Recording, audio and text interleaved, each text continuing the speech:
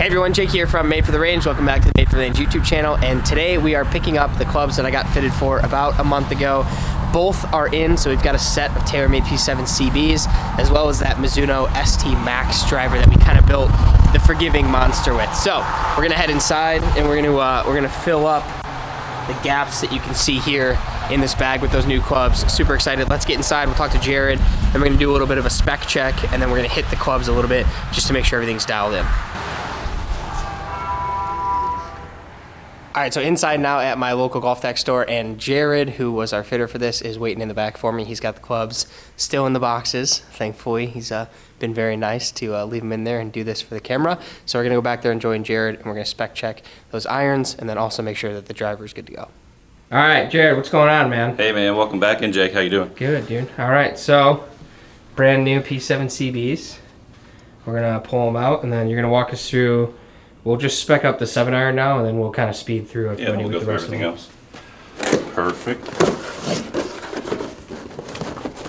So the first thing we'll do here is we have our build sheet. So obviously we want to check and make sure that, you know, cross-reference everything that we ordered comes in the box too. So make sure the number of clubs are actually in the box. And that would be a good first start, wouldn't it? Yeah. We've had a few times where we've gotten like 2 sand wedges and stuff like that. So then, you know, we have to make those corrections on our end before the customer sees it. So that's why we get everything here. But yeah, from here, we'll just start pulling everything out, and then we'll get the length loft lie on your 7-iron, also get the swing weight for you. Awesome. And this is something too, guys, just so you know, if he waited for me to come so I could do this video, but normally before they tell you your clubs have arrived, they want to make sure that they actually have arrived correctly. So this would all have been done when you come to pick up your clubs. Got it. Does that have your name in it? It does. Yeah. If they don't come out with like the muscle cavity, like an MC, yeah. I think that these might That's what you're going they for. might go into the bag, yeah. All right, so first step here is we're gonna check length and swing weight. Yep, so we'll start with your 7-iron here. Throw it on the ruler here. Should be 1/2 inch short, which is Yep. 36.5.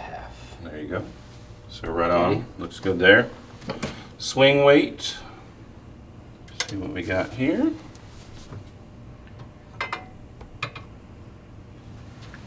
Stock swing weight for TaylorMade should be what, D? These are they're like D1, right around there. Okay, so then 1/2 inch short, it should be a little bit lighter. Yep. Which is perfect. Mm-hmm. And then we'll just check the loft lie here.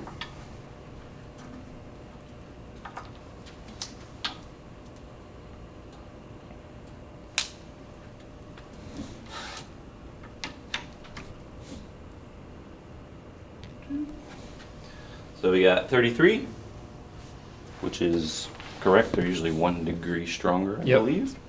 And lies 63, 62 and a half kind of thing. Perfect. Yep.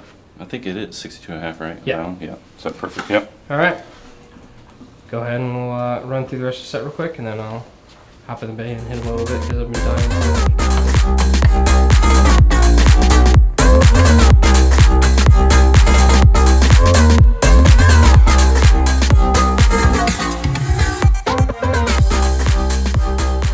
All right, so now we're all set up here in the Skytrack Bay at my Golftec, and we're gonna go through this set and make sure that the clubs are gapped properly and that there's nothing visually wrong with the set at all, and then maybe make some tweaks if we absolutely have to. But we're gonna start with the pitching wedge, hit just a couple balls with each one of them. Don't wanna overextend myself here.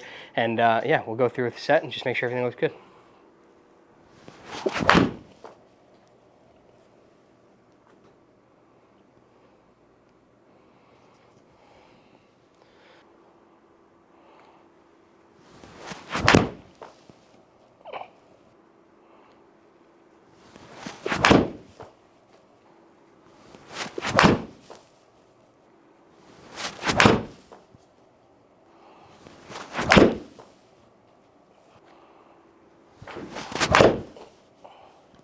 All right, so that was significantly more tiring than I thought it was gonna be, but I've hit 2 or 3 shots with each club, just making sure we get some good data there.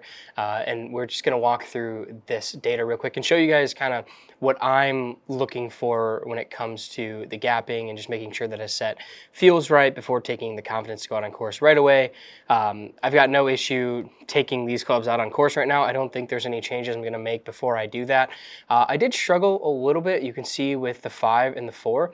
I was struggling a little bit to get the speed out of those that I would have liked. So maybe in the future that might be something I look at, to change loft just a little bit, maybe get a little bit more out of those clubs. But from 6 on down, you can see everything is separated by 5 to 6-ish miles an hour, which is always really good. That's making sure that you're consistent. And I left everything in there, so there are a couple mishits and stuff in there, and I just want to see what those averages actually came out to. Carry-wise, you know, we're in good gapping for what I pretty much normally play, about 170-yard 8-iron, and then moving on down from there. I don't really worry about spin too much indoors. I kind of let that take care of itself outside, if that makes sense.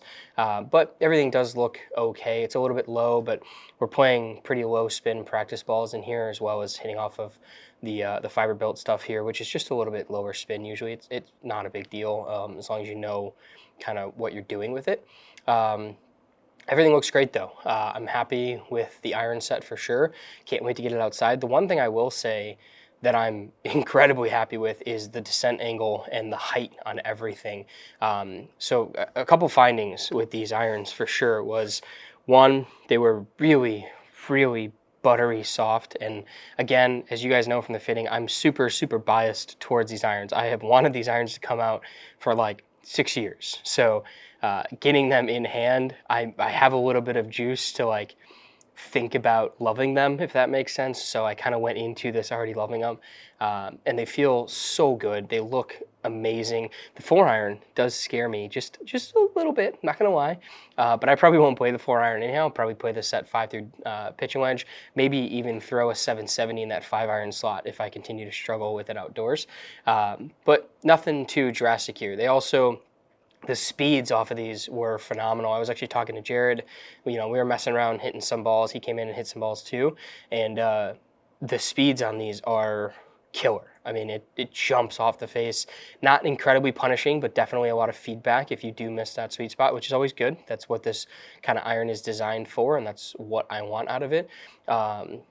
The consistency was fantastic, and again, just that the ease of launch, like the peak height and the descent angle on all these was arguably actually a little bit too high. So that's where maybe in that 5-iron and that 4-iron, I kind of maybe take a degree stronger on those lofts and maybe move those up a little bit upright too. But we'll go on a course and test them out there to make sure, and then we'll make any adjustments after that. So really cool stuff here.